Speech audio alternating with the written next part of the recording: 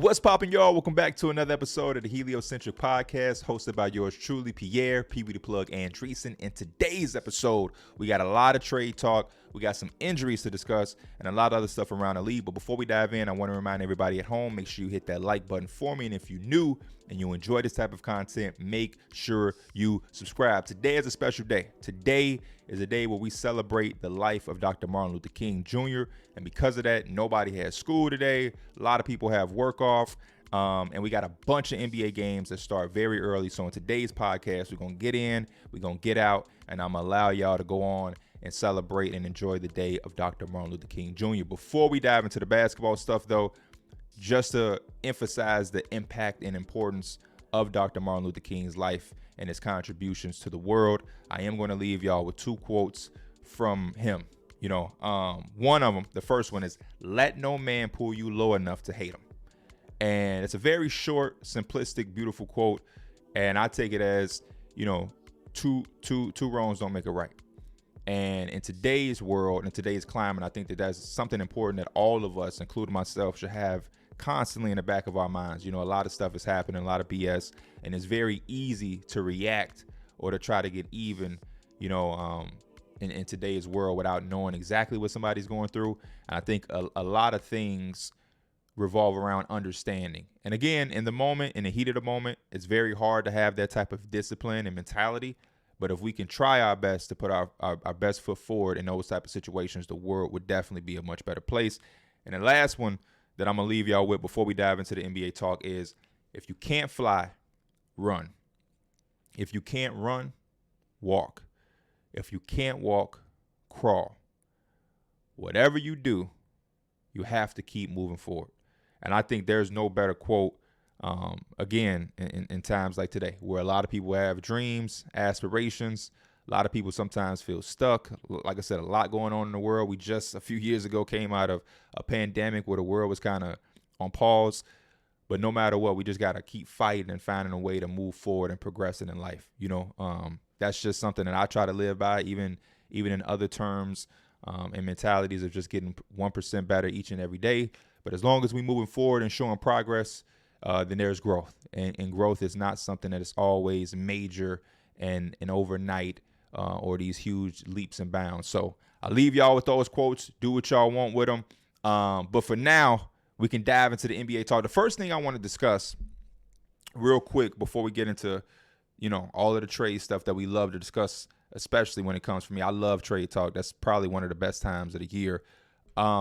Somebody was like, "Yo, P, when are we going to have draft talk? Like, we want to hear you speak about the draft." Well, something that's been on my mind that's related to the draft is the Memphis Grizzlies, right? So obviously they missed Ja for the first, 20 games, 25 games, and it was significantly felt.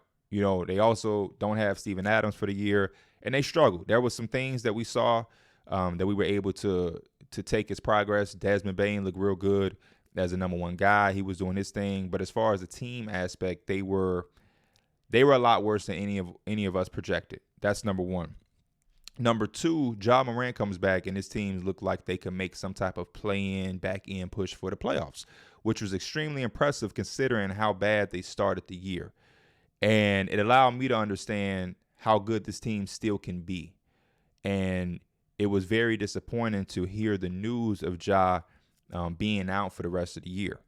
And now, on top of Ja being out for the rest of the year, Desmond Bane just had an injury with his ankle where it's expected for him to miss the next 6 weeks. So now, with them being 14-25, 13th in the Western Conference, there's no Ja Morant for the rest of the year. There's no Desmond Bane for at least the next month and a half, which in my mind tells me we probably won't see him for the rest of the year, potentially. It really depends on the type of way that the Grizzlies feel and how they want to handle it. But because there is no real rush for him to get back, because you don't have Ja Morant, I could see the Memphis Grizzlies organization being forward-thinking and realizing, hey, there's only so much we're going to be able to do without Ja Morant. Let's not have Desmond Bane come back and rush himself too early off of an injury. Let's really babysit this, and we're going to pack fold our cards and really accept the fact that this is not a year that we're really going to have one of those years. And I think there is light at the end of the tunnel for that. I think this is a situation where this could be looked at as a blessing in disguise. This team, like we just saw, still has enough in their core with Ja, Desmond, and Jaren Jackson. And then you add in Marcus Smart. Don't know how long he's going to be there or how they see him for the foreseeable future, but he does fit the grit and grind type mentality. And we've seen some other guys. David Roddy has showed some flashes. Vince Williams just got a contract extension because he's shown some flashes. Xavier Tillman has done some things. Eventually, you'll get Brandon Clark back next year or whatever. There are still some elements here for this team to bounce back rather quickly next year. This isn't them for the next foreseeable future. This team still has a strong core and a chance to play high-level basketball in the foreseeable future when they're back fully healthy. But this team does have some holes. And the major hole that I see is that wing spot. Because Desmond Bane isn't the prototypical 6'7", 6'8" wing, because we all know because of the social media memes and jokes, he doesn't have the crazy long wingspan or anything like that.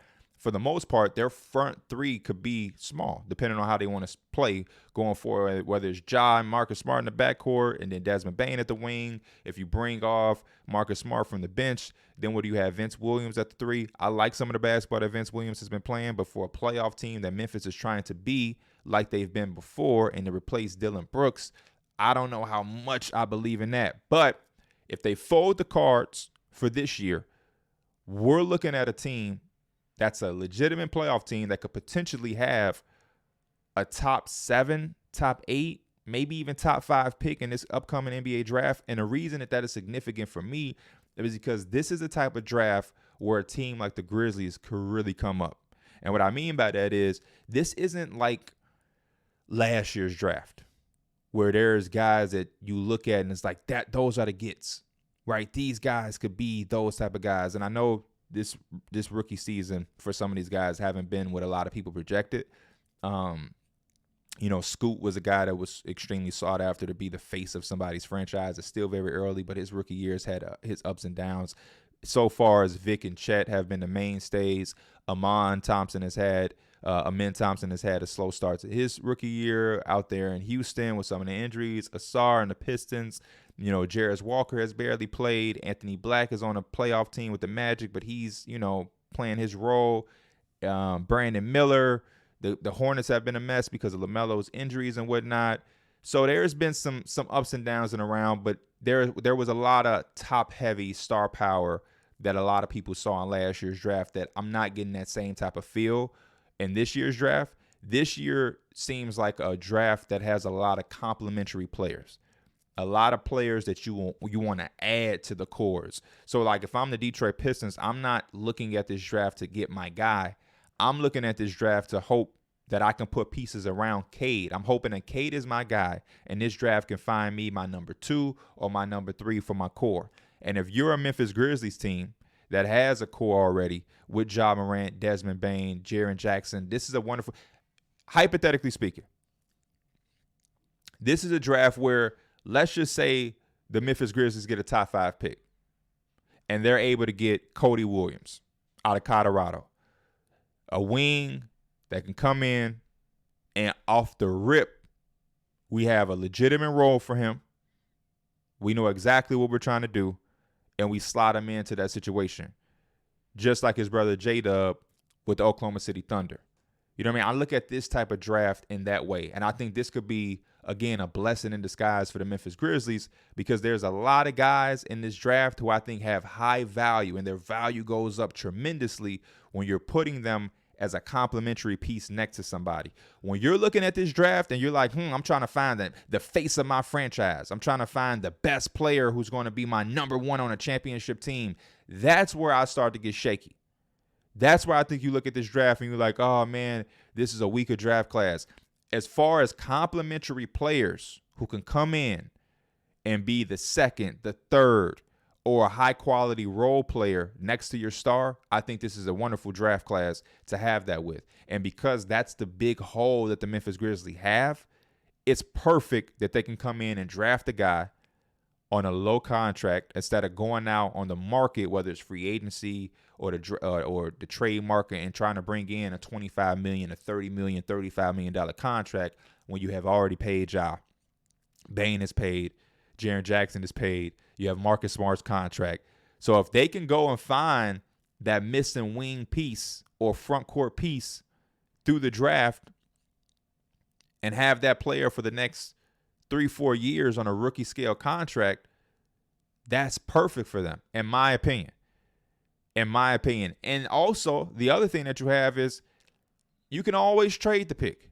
The Memphis Grizzlies own and control the draft picks for their future for the next, I don't know how many years. They've done a really good job of balancing and keeping their draft capital. So you might have a situation where you go into the offseason and Brooklyn is really, really trying to figure out what they want to do. Maybe you could call up Brooklyn, hey, we got multiple first-round picks for you.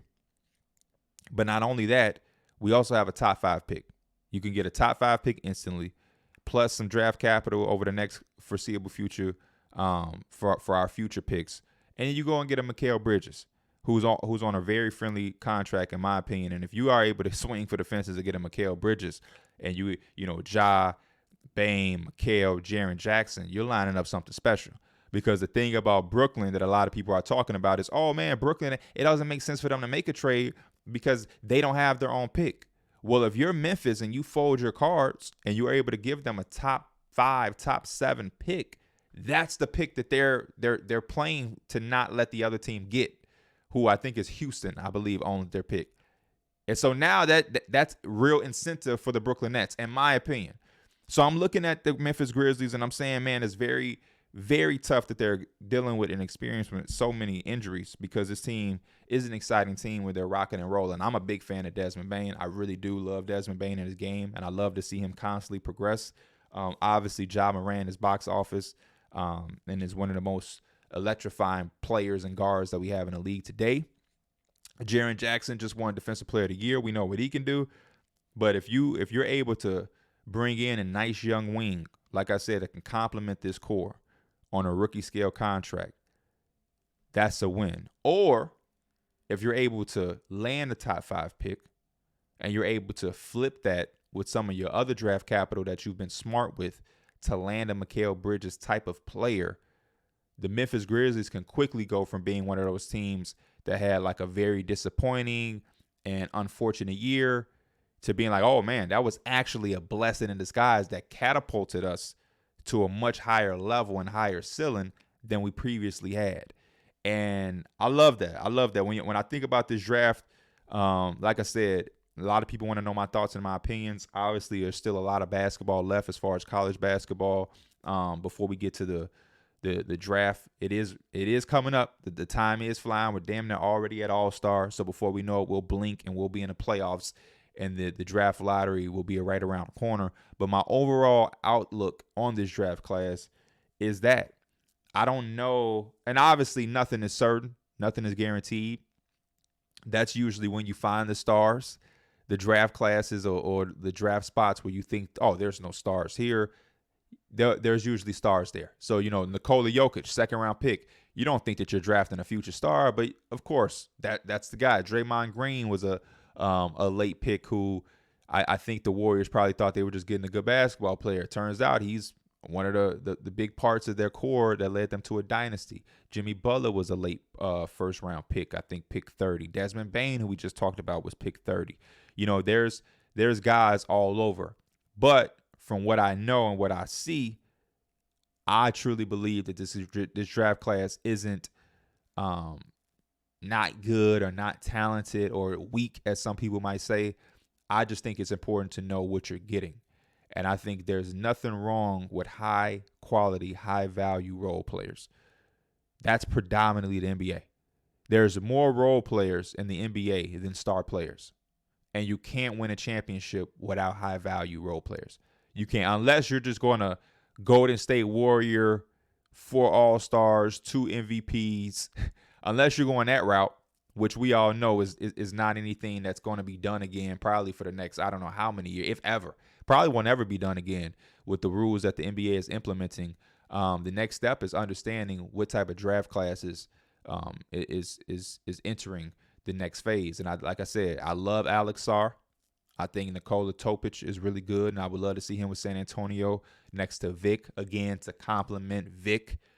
And it doesn't mean these guys can't be all-stars. It doesn't mean these guys can't have, their own accolades or, have their own high-level careers. It's just that I really view a lot of these guys in this upcoming draft as somebody that you place next to your guy.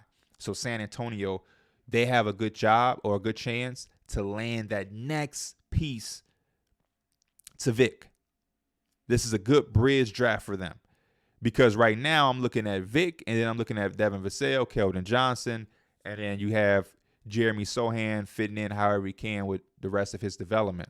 But if you're able to now in this upcoming draft, and we're getting a little bit sidetracked, but still, if you're able to find that guy that can go between Vassell and Vic as your two, like a Topic, then you hit the jackpot. Now you have a real legitimate core. Same thing with Detroit. I don't know what Detroit is going to do. I don't know where their mind is at or anything, but I know they just really need talent. And if you have Cade, and if you're looking at Cade as your guy, you still have Duren, you have Ivy, you have Asar. This would be a good draft if you could get Alex Sarr. You know what I mean? If you could get a Cody Williams yourself. Jacoby Walter. These are all guys who, again, I don't look at and I say, man, that's your star. But, man, I say if you get any of those names, they can come in next to Cade and complement what you got going on.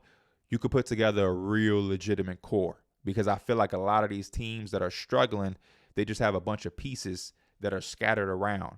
This draft could bring that key piece in to make the puzzle in place a little bit bigger and a little bit more better. So that's my mindset. As far as this upcoming draft, I tied it in with the Desmond Bane injury, and I think for Memphis Grizzlies fans, that would be my outlook on it. Hey, unfortunate season for us. We fold our hands, we fold the deck. We pray that they take their time with Desmond Bane and babysit that injury for us to stockpile, our losses to potentially move up the ladder on that draft board, because I'm telling you, there is something big that can brew in Memphis if they can land a significant pick. And I'm looking dead at the Brooklyn Nets like, hey, y'all don't have y'all draft capital. Y'all don't have a incentive to lose. We have one right here. This is a top 5 pick that could kickstart y'all rebuild and really get y'all something to get going, and give us Mikal Bridges, because y'all have something over there that don't look like it's going in a direction y'all once thought that y'all could have had. And I'm keeping that on the back of my mind if I'm the Memphis Grizzlies. One of the other things that I want to speak on before, again, we get to the bulk of the episode is something that we kind of discussed on Through the Wire, Numbers on the Board.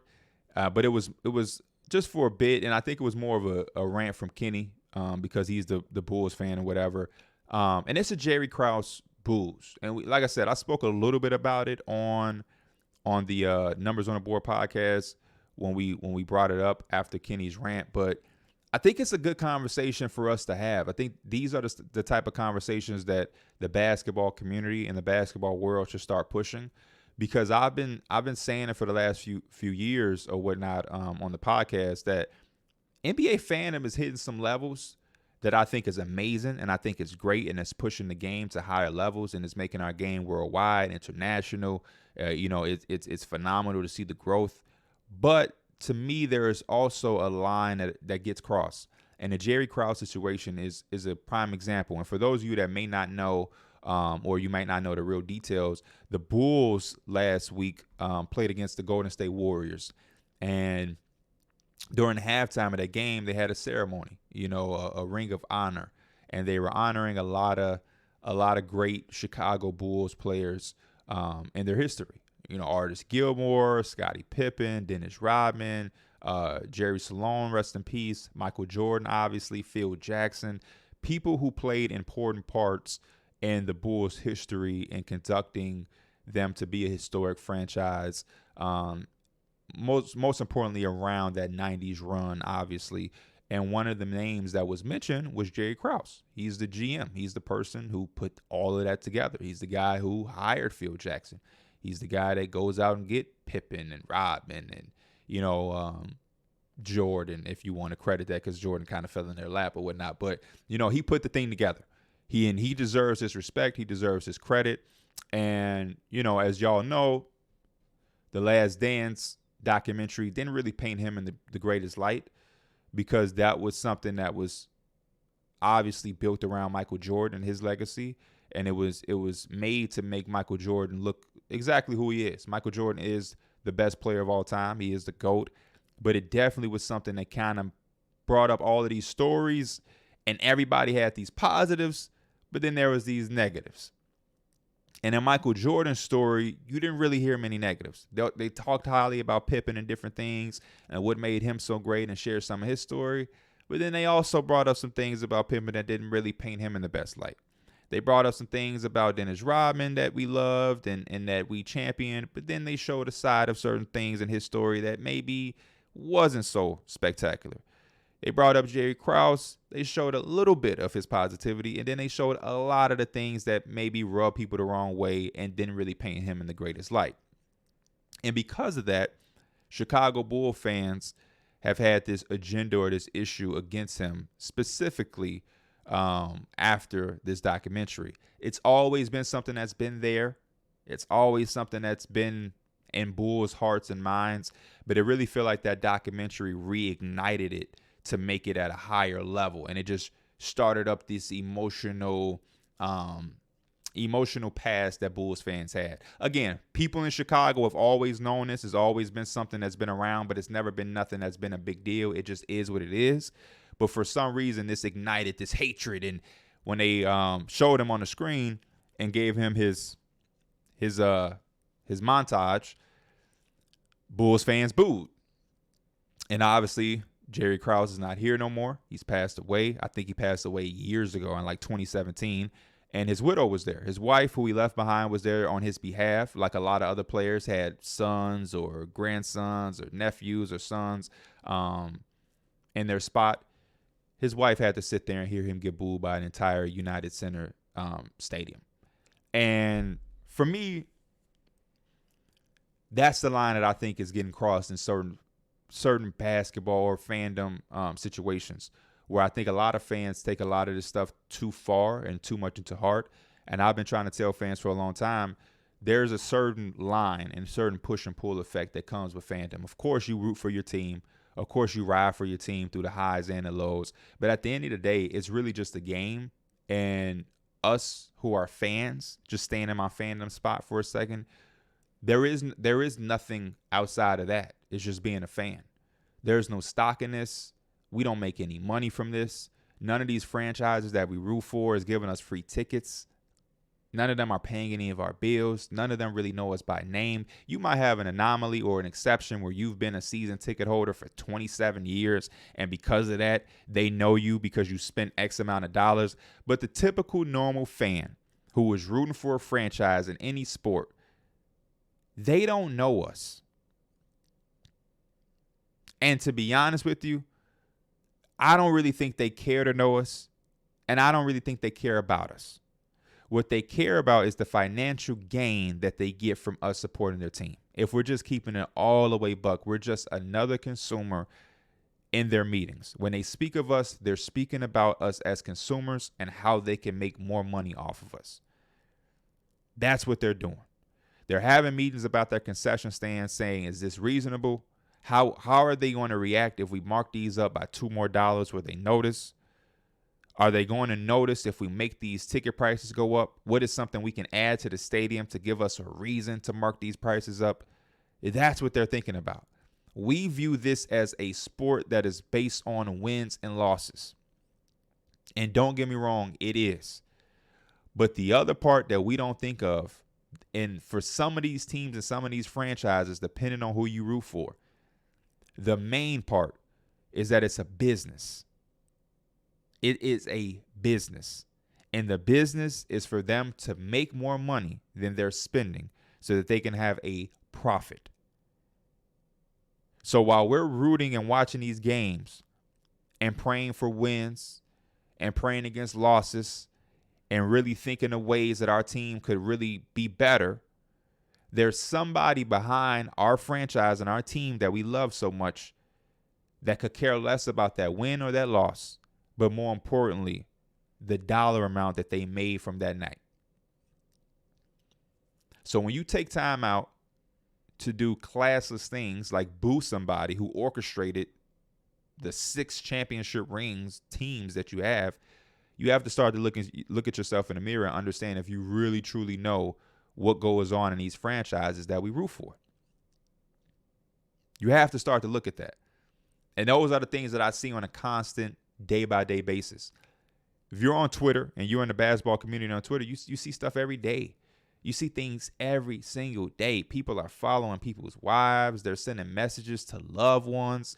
They're saying some of the most disgusting, hateful things on Twitter or social media behind these accounts that nobody knows who runs. And it's like, if these organizations are getting you that riled up based off wins and losses, then you have to, again, self-reflect. Because I'm telling you right now, there is not a lot, if any, franchises who are legitimately in it to win. Their win is their profit margin. And of course, if they can win a championship, they'll take it. I'm not saying that they don't care at all. If they can win while getting the profit, even better. Because of course, the more you win, the more excuse you have to rise the prices up. Because now, for example, you look at the Golden State Warriors. Historically, the Golden State Warriors were not a good team. For majority of my lifehood or my childhood, the Warriors stink. They were not that good. The greatest spot of the Warriors was, Chris Mullins and Tim Hardaway Jr. and Mitch Richmond. And that team was cool and fun. They didn't hang any banners or do anything substantial besides that core. You know what I'm saying? Like Run TMC, like that was that, right? Other than that, you didn't have the We Believe Warriors who knocked out the Dallas Mavericks in the first round as an 8 seed. That was exciting, but again, that was a cultural team who did something that was dope. But they didn't really hang any banners or anything. And after that, they really weren't that good, which is how they landed Steph and all of that, right? As soon as this team got good, they found ways to X out the fans who were around for those days. They built the Chase Center. You look around at the front row, or I've been to the Chase Center. I've been to Warriors games. And I'm telling you right now, the people in those seats on the court side, those are people from Silicon Valley who are making millions and millions of dollars. That is not the typical fan who was around in the heydays before this team was winning. It's a conversational piece now to sit courtside in an expensive game like that. And that's what it is. As soon as they can find a way to make a profit margin, they're going to X you out unless you happen to be a super fan multimillionaire. They're going to X you out. But these are the same teams that we would allow to get us out of character and talk crazy on social media. You know, I've seen people post people's kids. I've seen people get death threats. We've seen some of the most disgusting things you can see with the introduction of social media into the sports world. And again, this is all behind the support of a franchise who at the end of the day really don't give a fuck about you. They really don't. And the minute they can, they will mark you out and put in somebody who has a deeper pocket than you. It's just the reality of what it is. So when I go and I see a Chicago Bulls fan base boo Jerry Krauss, what are you really in it for? If you're in it for winning, he gave you 6 of those. He gave you 6 championships in a decade. 6. He deserves his credit as much as anybody else, because without that entire organization, they don't win it. You don't win it without Phil. You don't win it without Mike. You don't win it without Scotty. You don't win some of those without Dennis. You don't win it without Jerry. It's not to say that Jerry deserves all of the credit, but damn, in a night like that where everybody's getting honored, I don't believe he's the one that should be getting booed. Especially when he's not here to defend himself. He wasn't even here to defend himself in the documentary. That was kind of distasteful. You should say what you say and throw in some facts, but I would have really left that part alone just because, again, he's not here to defend himself. You know, everybody won't be liked. Everybody won't be loved, but the facts is the facts. That man had as much as to do with it as anybody else because technically he is the orchestrator of that team. And I think a lot of people would be surprised to know how many GMs feel that way. You see these championship teams, you know how many GMs feel that they are as responsible as the players? Because in their mind, I made this happen. I put y'all two together. That was me doing that. You know how many coaches feel like, hey, I called those plays. I made that rotation. I called that sub. I called that timeout. Everybody feels a part of the winning. And fans get too mixed up on, oh, hey, he was the reason. You can't do this shit by yourself. You can't show me one player who's won a championship by himself. You can't. And that's going to be the way that I X out of that conversation, because that's something that could be an entire episode, an entire conversation that can go on for hours. But I just really think that fandom right now in sports, and I'm speaking on the NBA in the basketball community because obviously that's what I specialize in, but I just think that there's a line that constantly is getting crossed in today's sports world. And the fandom is a part of it. I think these organizations and these teams and franchises have found a way to trick y'all to be too invested into a situation that they profit from, but they don't really care about it as much as you do. There's a lot of teams, man, who really don't care if they hang a championship banner.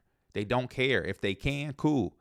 But if as long as they hit that profit and they're making that money to continue to live the life that they live in, that's all it is. That's why so many teams stay in that middle pack. It's why so many teams do the stupidest shit, and you can't fathom it. Why would they do that? Why would they trade him? Why would they? That is why. Because they're not thinking about the championship like you are. And that's just the most perfect way I can end that. One last thing I'll put in, or I'll say before the main thing, is Payton Pritchard. Payton Pritchard spoke about garbage time and was basically saying he doesn't see it as garbage time. He sees the NBA as high-level basketball. No matter when you're playing and when you're on the floor, it's the NBA. It's the greatest level of basketball that can be. So there's really no such thing as garbage time. I really just bringing it up because I think that that's an incredible mindset to have, and I think that that's something a lot of kids in youth basketball should listen to, and a lot of coaches should understand and listen to too. Because I feel like this is a situation where it's a push and pull. When I watch youth basketball today, I scratch my head on a couple of things. I scratch my head, one, when I see players finally get in who maybe hadn't played before. And I look at them and I say, man, this is a time where I would be trying to do my thing. I would be trying to showcase something. I would be trying to get myself some confidence or some rhythm. And I also look at it on the other side at the coaches, because there's a lot of coaches who wait.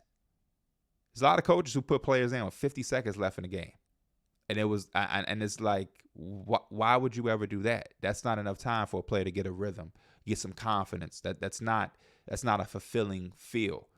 You know what I mean? Versus having 3 or 4 minutes to go and work my move and get into a rhythm or a flow. And then, like I said, I look at players and I see them playing garbage time, and it's kind of just like passing, going through the motions. But when you hear somebody like Payton Pritchard, it's like, man, that's high level basketball. That's an opportunity for me to hoop at the end of the day. And though high school, middle school, college may not be the NBA, it's still a time for you to hoop. And I just love the perspective of somebody in the pros saying, hey, I'm not too good to play in garbage time. I don't even consider it garbage time. And if he, as a professional who makes millions of dollars to play this game, if he has that mindset, if we can take that and put it into a lot of the youth players, I think a lot of guys will see growth in their game to then make them compete for rotational minutes. So that was just something that caught my eye that was interesting. I would love to have a deeper in-depth conversation with multiple perspectives on that, especially players and youthful players, just to see how they feel. But I think a lot of times there's, again, this healthy balance that's missing in that, because you have coaches who, again, like I said, they wait and they try to put players in with 50, 45 seconds left in the game. I would never understand that. If I was ever a coach, or if I'm ever a coach, you probably never see me do that. Because, again, I just don't know if there's anything a player gains from not playing the entire game to then all of a sudden the last 40 seconds go play. That, to me, that's damn near disrespectful to me. But if we're talking about a blowout win, blowout loss, and you have pretty much an entire fourth quarter or 4 or 3 minutes of a quarter to go out there and hoop, then to me that's something that a player can gain, whether it's experience, whether it's a rhythm, whether it's a showcase, whether it's a understanding of where to be in a different position or in a real game like simulation versus practice. There are things to take from that. And I just love, again, that somebody in the pros was able to speak out on it. For the main thing, trade talk. We right now in the trade season of the NBA.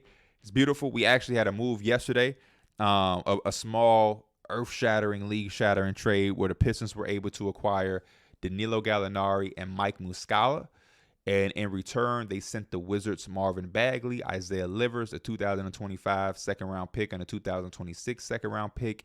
Cool trade. You know what I mean? I know a lot of us are sarcastic, especially on Twitter, like, oh my gosh, league-altering, crazy move. The Pistons, they get $64 million in cap space this summer. What exactly are they going to do with it? I have not the slightest clue.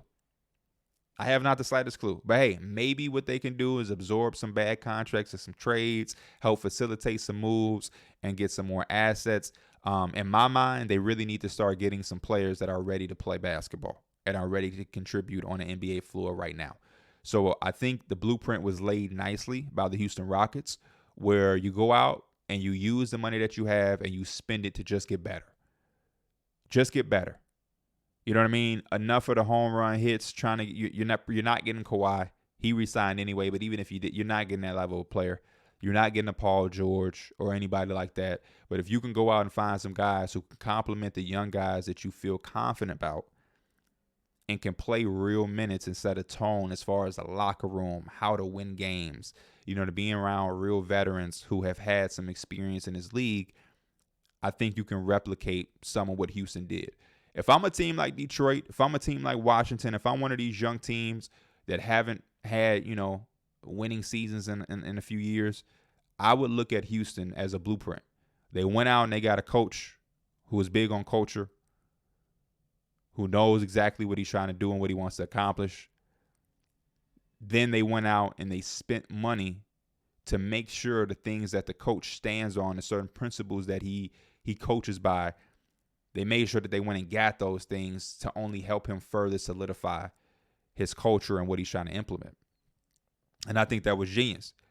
When you go out and you get Ime and you know he's a defensive-minded coach and you know you have a youthful team that's going to be very hard to get on a page of defense or, that type of standard, you then go out and you bring in Fred VanVleet, a veteran guard who knows that standard and has played at that standard and has had success. And he's going to come in and help the coach's philosophy stick within that locker room. You then go out and you bring in Dylan Brooks, another defensive-minded player who has had success in his league and has experience in winning to come in and further solidify that philosophy throughout that locker room. You bring in a Jeff Green, again, another veteran presence who understands the importance of some of the things that Coach Ime is going to be laying down as far as cultural philosophies. You know what I mean? And that's money well spent because now we're seeing the importance and the impact of having veteran voices that can come in and echo the coach's sentiments throughout the rest of the roster and locker room for those young guys to really understand it. And now we've seen the Rockets take major strides. Are the Rockets fighting for a championship? No. But the Rockets are making extreme progression after having some really, really down years. And even with their wins and losses being put to the side, there were certain stretches where they just weren't playing legitimate basketball. A lot of people around the league were saying this looked like an AAU team without any type of structure. And now you come in, you put in structure, you bring in vets, you bring in a coach that has philosophies and an understanding of what he wants to do, and it's looked like an entire different team. An entire different team. And I think that's an important blueprint for other teams around the league to have. So hopefully, with the Pistons opening up $64 million in cap for this summer, hopefully they can do the same type of things that the Rockets did in some way, shape, or form to be able to bring in some legitimate veteran players who can help them get over that hump. Because 28-game losing streak, some changes have to come. Some changes have to be on the way. You know what I mean? Big time changes have to be on the way. And then for the Wizards, Marvin Bagley is somebody who obviously we thought he would have a much better career. I was never a guy that was extremely that high on Marvin Bagley. I never thought that this guy was the next big star, but I definitely thought there was some way that he can have, some type of success in some type of role. Right now, he just seems like a tweener between a small ball center or a power forward. Doesn't necessarily shoot the three at an amazing clip right now. So it's kind of like, what are you doing? We're also not in the era where we're dumping the ball into a guy like Marvin Bagley and necessarily letting him go to work. So it's really about just trying to find his footing and get some proper development and minutes. The Pistons did have a bit of a log jam there at the center position with Durant and Wiseman and Bagley. And so now hopefully there's some minutes there for the Wizards to be able to give him, and he could try to find his footing there. I love it. It's just a chance, just take a chance. And like I said, the Pistons opened up $64 million. And I know the Pistons were also, their fan base at least, was happy to get rid of Isaiah Livers because he had them extremely frustrated. Maybe the Pistons buy out Muscala or Gallinari, and they can go and play for somebody that's playing valuable basketball in a playoff sense. Now, for the main topic of today's show, I got 5 teams that I believe must make a trade in this trade deadline season. These are teams that I really think, like I said, for different reasons. We're going to hear some teams that may surprise you to start off with, but then the more we get up, you'll be like, okay, yeah, this team definitely needs to make a trade. This is just a time where I feel like there's certain organizations and certain teams are in places where they have no choice. Like, desperate isn't even the word. And we'll soon understand why or how they got there, because some of these teams make the same mistakes year in and year out, and there's no surprise that they get here. But hopefully there's some awakening among these top franchises that we'll see. The first team that I'm going to mention is, I think, the most surprising team that a lot of y'all will hear and probably be like, okay, I wasn't expecting to hear that. That's the Orlando Magic. The Orlando Magic have had a wonderful year. I think that they're ahead of schedule. You have to credit Jamal Mosley. Even within the injuries that they've had, he's found some guys to replace those minutes to, and they haven't missed a beat. Wendell went out, and that center position with Badatse and Mo Wagner, didn't miss a beat. Still were playing high-level basketball. The defense still stayed where it was at all year, which I think has been the most impressive part of this team, just their defensive tenacity and how they get after it on that end of the floor. Markelle Fultz went down with injury. Didn't matter. Suggs, Cole Anthony Black have all played a revolving door at that guard position, giving them some consistency there. Jonathan Isaac has showed some flashes here and there when his number's been called. Even when Franz went down, Gary Harris, Caleb Houston has stepped up. I just love that type of team. When you have guys who can fall out of the rotation due to injury and miss chunks in time, usually it's like, damn, we missing our starter. But the Magic have found a way to be able to have that next man up mentality. And I know that's a statement that's usually said a lot, but I really feel like sometimes it's just that. It's just a cool statement to say. But the Magic this year have really embodied that, and they're living by that. And because of that, I feel like it makes some of these guys on their team a little bit expendable. And just yesterday, we got from Mark Stein, he was saying that the Magic are willing and listening to offers for Wendell Carter and Markelle Fultz. And the other day on the podcast, Numbers on the Board, we did a show doing trades for teams. And one of the trades I had was Terry Rozier going to the Magic in exchange for Markelle Fultz and maybe a pick or something like that. But I just love a situation like this for the Magic where they have expandable pieces. They have a legitimate core, and they're winning. I think there's guys on the market that they can bring in to help bolster them for the playoffs and to end up making the playoffs and have a cap on this year that'll, signify success. And I look at around the league and I look at guys like Terry Rozier, and I think Terry Rozier is kind of the perfect type of player that fits this, because what he does is he brings in some scoring. He brings in perimeter shooting. He brings in experience. He brings in playoff experience. And he doesn't hinder what you have. You have Franz Wagner. You have Paolo. You have Jalen Suggs. You have Anthony Black. Terry Rozier doesn't affect any of that. He could play with the basketball. He could play without the basketball. He can be your third leading scorer one night. He can be your first leading scorer one night. And I think that's the type of guard that the Magic are in need of right now. And because they're not a free agency destination, and because the market isn't going to be exploding with all of these pieces that could complement them, they are a team that is always going to have to try to take advantage of the trade market.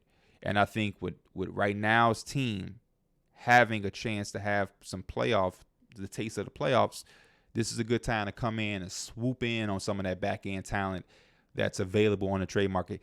Yeah, you're probably not going to be competing for the higher up names. You're not in the Pascal Siakam sweepstakes. No, you probably never were in the OG Anunoby sweepstakes. Seriously, you know what I'm saying? Who else is out there? You're probably not trying to get a Zach LaVine at $40 million contract or anything like that. Yeah, no, DeJounte Murray, you probably don't want to give up that many assets to go out and get a guy like him. But a Hornets team is probably willing to part ways with a Terry Rozier to bring in some young talent. That's what it was. It was Markelle Fultz and it was Jett Howard. I think and maybe some type of pick, but I think the Hornets would love an expiring Markelle Fultz contract, and then they could bring in a Jett Howard who hasn't really played for you, was the 11th overall pick, a jumbo shooter. He would fit in as far as spacing the floor for LaMelo and adding some shooting, and that's what the Hornets need. And you don't have to part ways with an Anthony Black, somebody that you're probably extremely high on, or something like that. You don't have to really entertain a Jalen Suggs move. This is a low maintenance move that puts you at a higher ceiling for the playoffs. And I think, again, the Orlando Magic is the type of team that I would love to see come in and take advantage of the trade market and some of the desperateness that some of these teams have. The next team, a team that I think is in the same type of boat, but maybe at a higher level, and that's the Indiana Pacers. I think the Indiana Pacers are exactly like the Orlando Magic, but on a little bit of steroids. Because you have the season that Tyrese Halliburton is having, because you potentially could be in a playoff hunt, and because you have an abundance of movable pieces to land you something that can alter the team right now, I think they have to do it. They wanted OG. It was rumored that they wanted OG. Obviously, the Knicks came in and took that idea away from them. Cool. You still have a Raptors team who has Pascal Siakam there on the last year of his deal. I understand what comes with Pascal. You want him to be able to feel comfortable enough to sign the contract extension to go forward and stay with you. But I think they need somebody like him. I think what they're doing in the regular season is going to be just that. It's going to be regular season basketball. And I think a little bit of it can convey and do well in the playoffs. But the playoffs is going to be more of a half-court game, right? And it's going to be more of games where they're going to have to lock in defensively, which is something that they've struggled with. I think you come in and you add somebody like Pascal to that front court next to Miles Turner. It gives you some stability on the defensive end of the basketball court, and it gives you a little bit more weaponry for half-court offense, because you're not always going to be able to play this run-and-gun style that Tyrese Halliburton loves to play. Again, it's not that it's going to go completely out of the door, but you're going to have to dial it back just a little bit. And the half-court threats that they have right now, they're cool and they're solid, but Pascal Siakam is an all-NBA player, and he would change the dynamic of them completely. And he's still a guy who can get up and down with them for sure. That's how he made his name, leaking out and getting out in transition. But I think he would be a viable option to have on their team for those half-court moments and in the playoffs when the game kind of slows down. And again, I just think that they have assets that they shouldn't be so tied to. Right, so we know Buddy Hield has been an asset for them because of his expiring deal and because he's one of the best shooters in the game. And every team will be looking for that. But you also have Jarris Walker, who's a lottery pick for you last year, who hasn't really played much this year. And because of that, I think that there's a way for you to maybe part ways with him, because you don't have that attachment. You have this idea of what he could be in long-term plans. You know, you feel like you could have somebody that's special. But I think this team is kind of ahead of schedule, where you have to got to shoot for while you can. Because like Orlando, Indiana historically isn't a place that free agents are dying to get to. And because every year the free agency market is getting thinner and thinner and thinner as far as major altering talent hitting the market, if I'm the Pacers, I'm looking at the trade market as my way and my avenue to really grow my team and get to the spot where I want to get to. Same sentiment for Orlando. And because you haven't grown any connection with Jarris Walker as far as play, you're just basing this off of potential. I would use that asset for right now, because we've seen teams try to do this. We've seen teams try to compete and develop at the same time. The Warriors at a higher level, which is, again, they're a little bit of a different conversation than the Pacers, but it's still in the same type of context. It didn't really go so well. You know what I mean? And I think a lot of franchises should watch that and learn from that and not try to have best of both worlds. You've had an amazing year so far. Obviously, you had some injuries around that has kind of slowed up some of the momentum that you had, but you legitimately look like a team that can make it to the playoffs. And I think if you add Pascal Siakam, that only solidifies that more, and it allows you to have a better chance at competing in the playoffs. Because the way this team plays, they have a puncher chance against anybody in the East. Anybody. Look at how they played against Milwaukee all year long. And because Pascal is on the last year of his deal, you don't have to give the Raptors everything in your arsenal. You can give them Buddy Hield, Jarris, and one pick and call it a day. And if Pascal Siakam don't want to sign there, then I don't know what Pascal Siakam's going to do. Because Pascal Siakam don't want to sign with the Kings. It's not going to be 15 teams lining up to get Pascal Siakam. You have the Kings that should have some interest. Maybe the Sixers in the offseason if they don't make a move now. The Pacers, I really don't see him with the Lakers. They were saying Chicago is a dark horse, but again, even then, I just don't see what Chicago would have that the Raptors would legitimately want. And that was only like 4 teams. I just don't see a bunch of teams lining at the door for Pascal Siakam's services at the price that he probably going to want. So the few teams that do want you got to start to consider them. So I like that for the Pacers. Even if it isn't Pascal Siakam, maybe it's another name I'm not thinking of that can be out there for them. They have to try to strike. Lauri Markkanen is on the market. Strike. They're talking about they want an unmovable piece. Hey, let them think that Jarris Walker is your unmovable piece. He fits their timeline. Hey, boom. I know you have Taylor Hendricks. You probably was looking at Jarris Walker anyway. Offer it. Do something. Try to make it happen. Maybe they'll take both. Who knows? But again, this is a situation where I just feel like the Pacers have to go out and make a move. You have to. You've been too good to just sit back on your hands and let the rest of these teams take advantage of the trade market, in my opinion. This next team that should make a trade, rather, they're a team that I wish could be higher. For my top 5 teams, them being 3 kind of feels too low because I'm so disappointed in this team. I really had this team being the top 6 seed out east. Like, I thought they were going to have that type of year. I thought this team could be a bounce back, candidate as far as teams that maybe didn't have the type of year that you wanted last year. I thought that they would figure things out. And it's the Atlanta Hawks. The Atlanta Hawks has probably been one of the most disappointing teams for me personally, as far as the expectations I had coming into the year. The fact that they haven't had any crazy, stupid injury type significance to their roster. Obviously, Jalen Johnson went down with an injury after he was hot and rolling. But for the most part, they haven't missed anybody for too significant of time. And I thought having Coach Quinn Snyder there for a full year now, things would change. I thought DeJounte and Trey would maybe have a better chemistry playing next to each other. And then with Jalen Johnson starting the year that he had, I'm like, man, this team really is going to put it together. And they just haven't. They haven't. They're not good. They're probably going to miss the playoffs. Trae Young is playing like an all-star. He's playing really good basketball, but it probably won't get acknowledged because the Hawks aren't that good.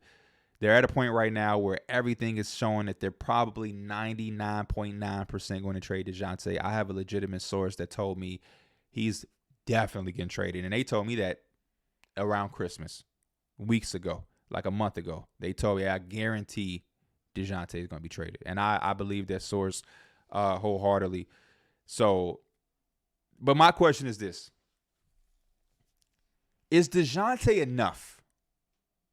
If you hypothetically trade DeJounte, And it's to the Lakers like it's being rumored. You get Austin Reed, you get some type of package back that gets you Austin Reed. What does that do? Is Austin Reeves and Rui Hachimura changing the dynamic of the Atlanta Hawks going forward for the foreseeable future? This is a team that's not going to be satisfied with just making the playoffs anymore. This is a team that not that long ago was in the Eastern Conference Finals. The Eastern Conference Finals. And since then, they've had a new coach. They went out and made the move for DeJounte. They made all of these moves that was like, okay, this is going to get them back on track. And we haven't seen it. And I just don't feel with some of these trades that I hear with DeJounte, I don't feel like they alter anything for the Hawks. So that asks me, why isn't DeAndre Hunter fully available like we've heard for DeJounte? And maybe he is. Maybe I'm just don't know. Maybe I need to check in with that source of mine. But like for me, it's not that everybody is available. Dog, everybody's on a block. I saw that they like Trae Young and Jalen Johnson. No, it's not that those are the only untouchable pieces. No, everybody's on a block. It's one thing to say people are available. We'll pick up if you call for them. No, I need to move DeJounte. I need to move DeAndre. I need to move Clint. I need to move people. I need majority of these guys to not be on this team. The core of Trae, Clint, Hunter, Double O, like we've seen that. It's not materializing to what we once thought it was. It's time to change the tides out in Atlanta. Trae, Jalen Johnson, Nneka Okongwu, if you really believe in him, hey, make him available if you're not going to believe in him and give him, any type of opportunity to start. Trade him. Bogdanovich, he is playing at a 6th man of the year, rate this year. Is he available? Are you keeping him? I just don't understand what's going on. And every time I hear about the Hawks making trade talks or having trade talks, it's DeJounte. But I don't believe DeJounte is bringing you anything back that changes the trajectory of this team this year or next year. And they're not good, but they don't suck. So the draft pick... Like, it ain't like, you know what I'm saying? I don't see them having like this crazy high draft pick because they're not that bad. And Trae Young is not going to ever let them get that bad. Like we talked about the Memphis Grizzlies. Hey, grand scheme of the things, Memphis Grizzlies, you'll have a top 5 pick that you can maybe bring in or try to flip and trade and get a Mikal Bridges. I don't think the Hawks pick will be that low. It's probably be like the Mavericks of last year where you get like the 10th or 11th pick or something like that. And hey, shout out to the Mavericks. They were able to get a Derek Lively. But also, they had got Kyrie last year. DeJounte ain't bringing you back a Kyrie-level player.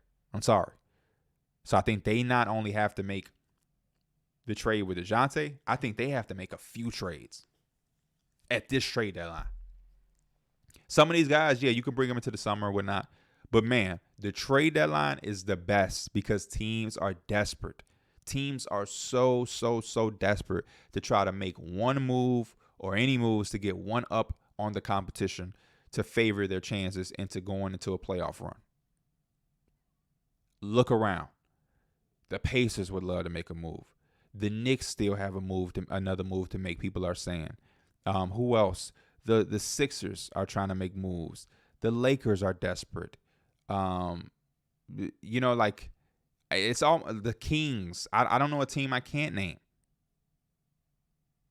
The Golden State Warriors. Hey, I would really like knock on a Warriors door. We got DeJounte and Clint and Hunter. Like, let's do something monumental. Like let's do something that's really shaking up the league. Let's get some all-star players involved. Let's get some names. Let's get something going. We'll give y'all DeJounte Murray. We'll give y'all DeAndre Hunter and Clint Capella. And y'all give us Kuminga. The Warriors don't have much, but you get what I'm saying. Let's add in the third team. Let's do something crazy though. We shouldn't just trade. Hey, we're doing DeJounte and we're getting back D'Angelo Russell and Austin Reeves, and hey, that's not going to do anything. It's not doing anything.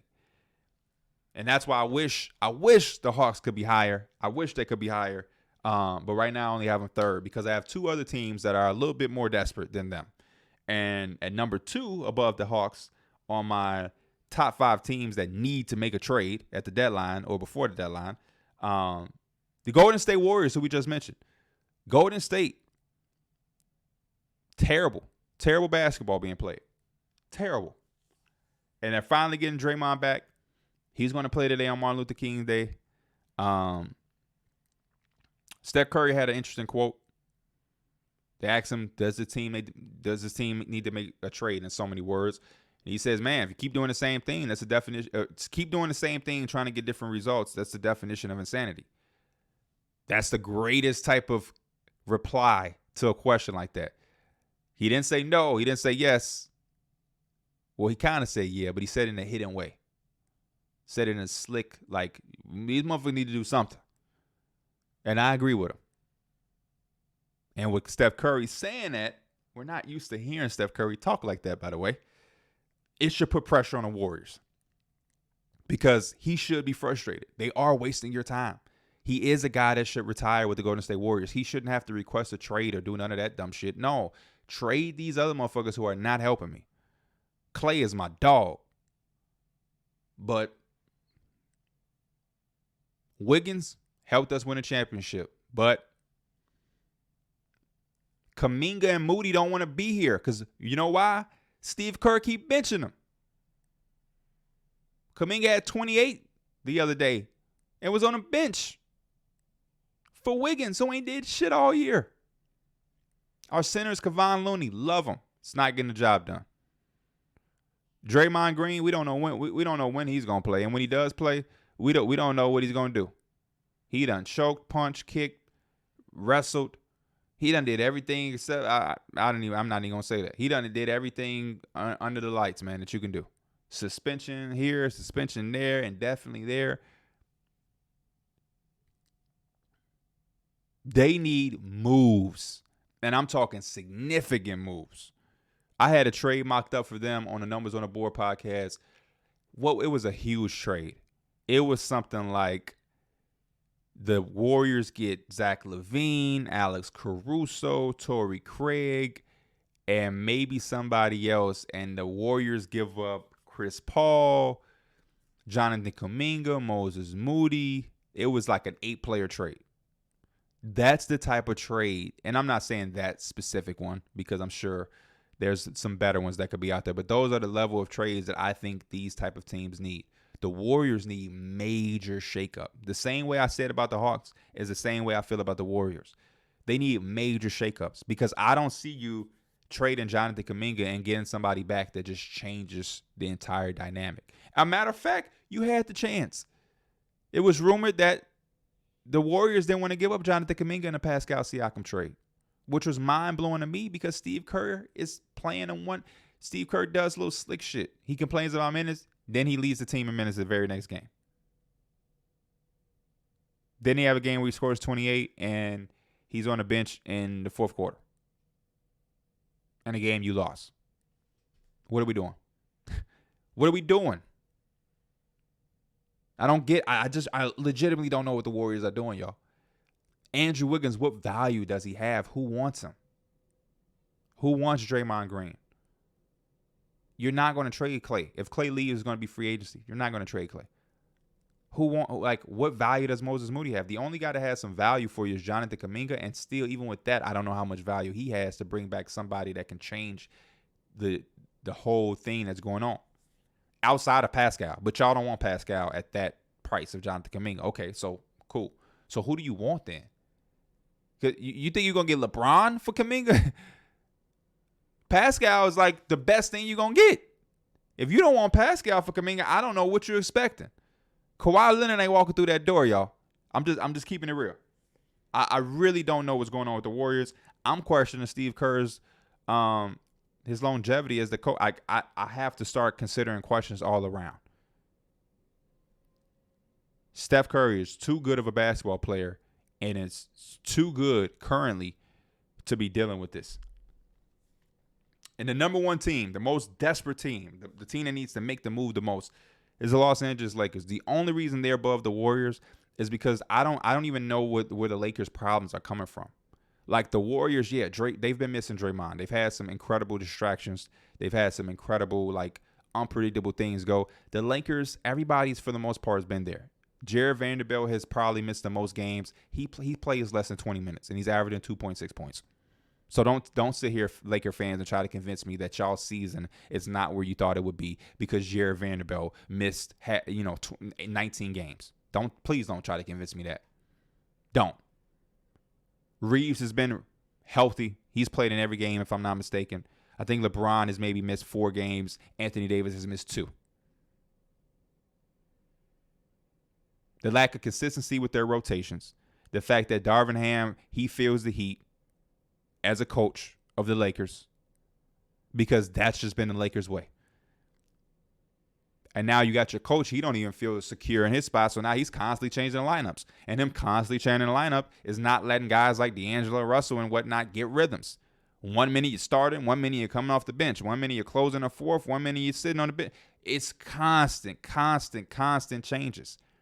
And for some of those players and a lot of those players, the rhythm is what they're trying to catch. And it's hard for them to catch a rhythm when they're not knowing what to expect on a game-by-game basis. But on the other hand, I understand Darvin Ham because if you don't bring the results for the Lakers, man, you could be out of your job fast. He's looking at the person that he replaced. Frank Vogel brought a championship and still got his ass fired when I didn't even think it was his fault. Go back to those Lakers years that they fired him based on. Look how many games Anthony Davis played. Look how many games LeBron played. They still said, hey, see you later. So Darvin Ham can't get comfortable in his seat. I get it. The three-point shooting, not there. Not there. The offense, atrocious. Lakers' offense is atrocious. They're being linked right now to DeJounte Murray. I'm seeing Laker fans get delusional where they're like, man, if there's some way we can get DeJounte, Hunter, and Clint, that'll feed families. Y'all don't have shit on that roster that's going to get y'all anything close to that. But I think they got to stop trying to make these splashy moves, right? I think it's okay to make the Taurean Prince moves. You know what I mean? Every move ain't going to be the home run, hitting, sexy move. He signed with Clutch.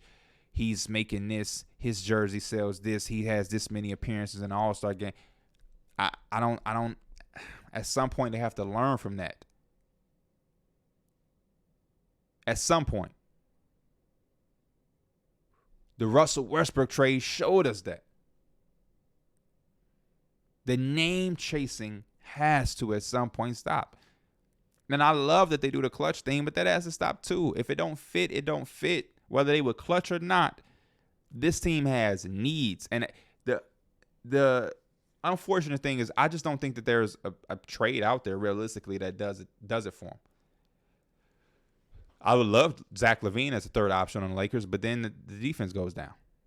So then it's like, I would love for them to be able to get Zach LaVine and Caruso. Probably not happening. Love DeJounte Murray, but you're going to need some shooting. So you want to add Hunter to that? Not happening. So it's like that perfect player that they need is just not out there. They need guys that once played for them. They need a KCP. They need a Caruso. You know what I mean? Like, they need those players. They just, I don't know how they get them.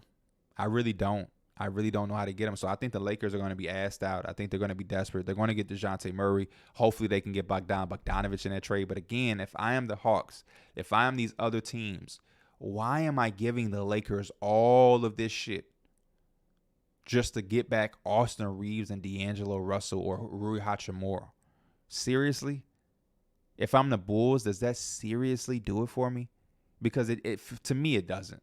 To me, why am I helping the Lakers in any way? Why? Why am I doing that? Y'all let me know in the comments how y'all feel about the 5 teams. Let me know teams that y'all think of. If y'all do, send me them trades, man. Send me the trades. I know a lot of y'all be having them cooked up. Some of y'all be sending some crazy ones. But I want to see some of the trades y'all have, especially if they're lined up with these 5 teams. The closer we get to the trade deadline, I'll probably do an episode or a segment in one of those episodes where I go over y'all trades. I'll probably put something on Twitter. But for this specific video, let me know if y'all have trades for these 5 teams or teams that y'all think fit this. Teams that y'all look at and y'all say, man, this team has to make a trade now. Right now, before this deadline and this period. Not waiting until the offseason. Not next year, but now in the next few weeks, this team needs to make a trade. I'm going to be in the comments looking for that. As always, I appreciate y'all. Y'all have a wonderful day. Enjoy the time off. Enjoy the games. And again, enjoy, thinking about and honoring the life of Dr. Martin Luther King. As always, I will see y'all next episode. I am Pierre, Pee Wee the Plug Andreessen. This is the Heliocentric Podcast. I'm out. Peace.